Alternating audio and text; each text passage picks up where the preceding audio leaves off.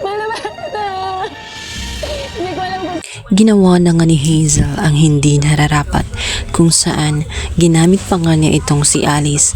Walang kamalay-malay itong si Alice na ang drugs na hinihingi ni Hazel ay gagamitin pala niya para patayin itong si Joel. Although nagigilty naman itong si Hazel, subalit wala na siyang ibang option kundi patahimikin itong si Joel. Hindi kasi niya sukat akalain na ang mahinang katawan ni Joel ay magiging dahilan pala para mawalan ito ng tuluyan ng hininga. Hindi niya kinaya ang drugs na tinurok nga nitong si Hazel. Samantala, agad na malaman ni Joselito ang ginawa nga ni Hazel dahil iniwanan niya ito. Ngunit hindi niya sukat akalain na makakaya ni Hazel ang pumatay. Although pumayag siyang makisabuatan dito kay Hazel, subalit wala sa kanyang bokabularyo na pumatay ng tao.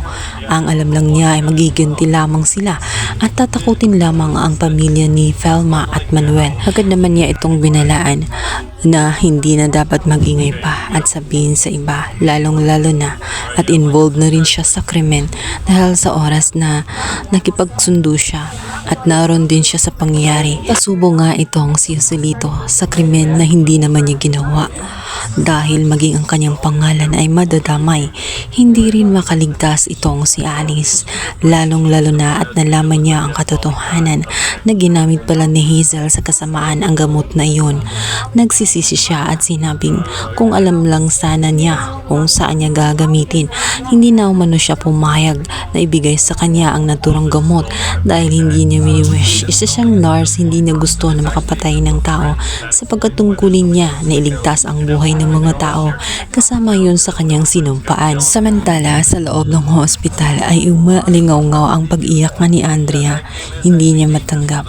Masaya naman sila at lalong hindi siya makapaniwala na nag-overdose ito sa drugs. Hindi siya naniniwala na magagawa ni Joel yon. Matagal na niyang kakilala at maging ang pamilya niya alam na hindi magagawa ni Joel ang ganoong bagay. Malaki ang kanyang hinalaan na may nagturok nga dito kay Joel. Sa kabilang banda, ito na nga kaya ang maging daan para si Alice ay tuloy na ngang makonsensya at hindi nakakayanin at masikmura ang pinagagawa ng kanyang matalik na kaibigan na si Hazel, sapagkat sinabi nitong hindi na niya kilala itong si Hazel at nagulat siya sa kakayanan nito na marunong na pala itong kumitil ng buhay ng tao.